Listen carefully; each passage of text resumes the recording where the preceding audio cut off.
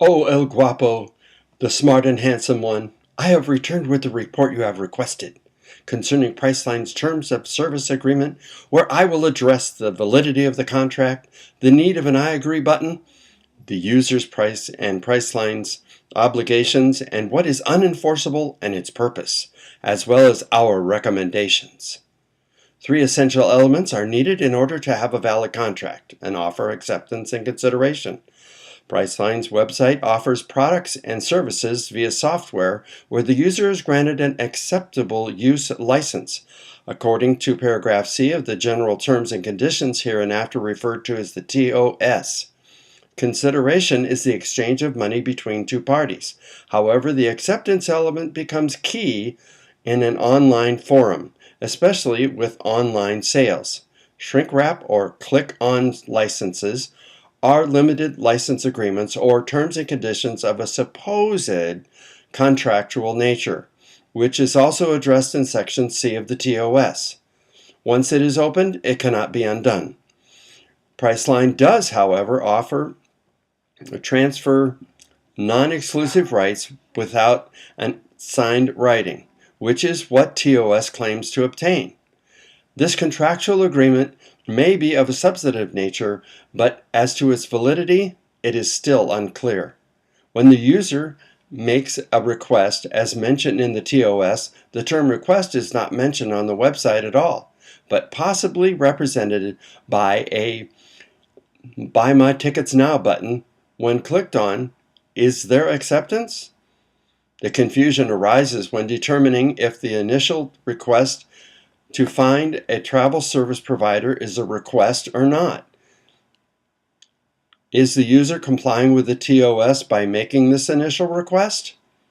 Does it really matter if a visitor affirmatively assents through clicking an I agree button or something similar? Let's look at the decision of the court in the case of iLand Systems versus NetScout. Court holds that plaintiff is bound by the terms of a license agreement that appeared on the computer screen when it loaded defendant software, because plaintiff indicated its assent to be bound thereby by clicking on an I agree icon at the foot of the license agreement. The user cannot be bound solely through use, however, whether or not the user has read the TOS, as it may be on an entirely different web page. If the user did not see the TOS, then it is rather weak and questionable as to whether it can be enforced.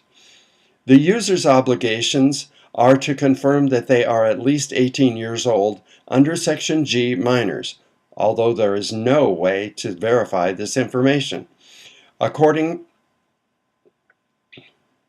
to Section I, the user is compelled to hold Priceline guiltless against any claims, causes of action, demands, recoveries, losses, damages, and so on. If the user makes a mistake, as also indicated in Section J for third parties, Priceline cannot be held responsible. Additionally, the user is obliged to confirm that they have read the privacy policy. Apparently, confirmation is considered accepted for the privacy policy due to its presence in the TOS. This would be affirmed by the Uniform Electronic Transactions Act and e-Sign Act, where both stipulate it will not be denied legal effect due to it is in an electronic form.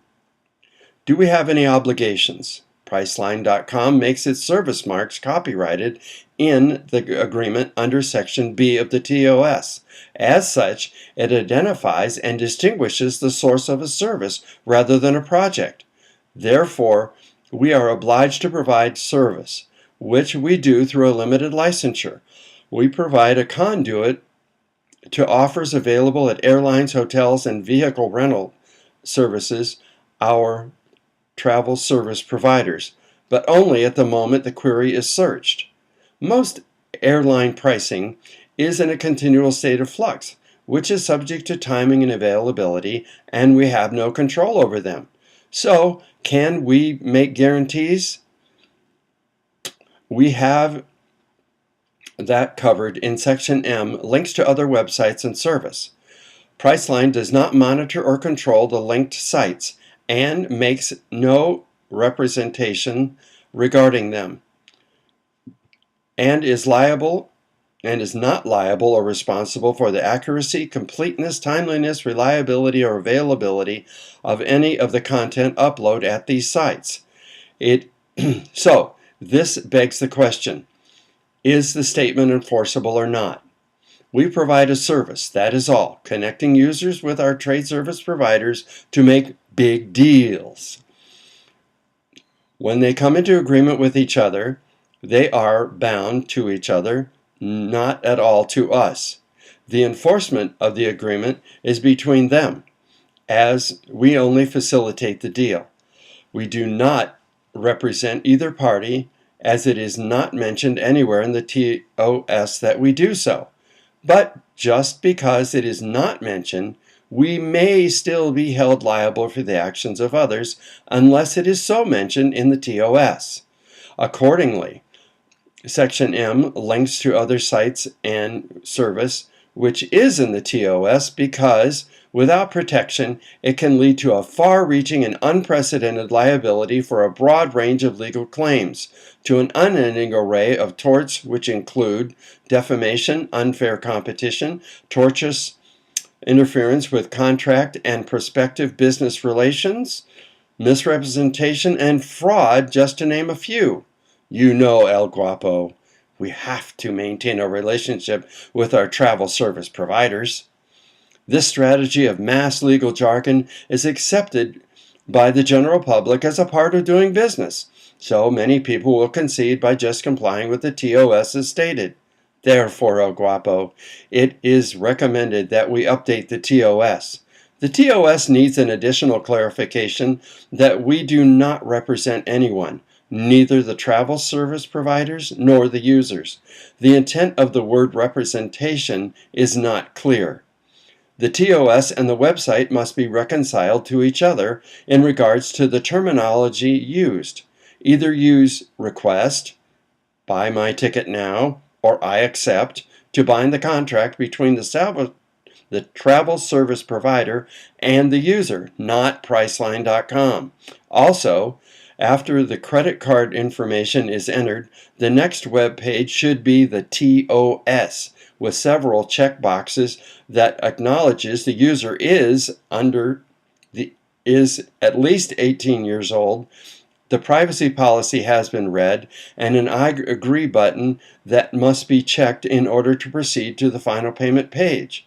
This would provide a stronger legal defense if checked, but not necessary due to the Uniform Electronic Transactions Act and e-signed Act that states that it only has to be seen to be valid and have a legal effect. Respectfully submitted, your number one.